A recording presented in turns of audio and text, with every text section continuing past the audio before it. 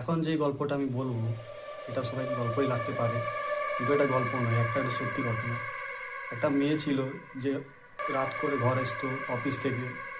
একদিন সে অফিস থেকে ঘর এসে নিজের রুমে যে রেস্ট করছিল। তো সেই রেস্ট করার সময় যে প্যারানর্মাল অ্যাক্টিভিটা হয়েছে সেটা দেখার পর আপনিও চমকে যাবেন।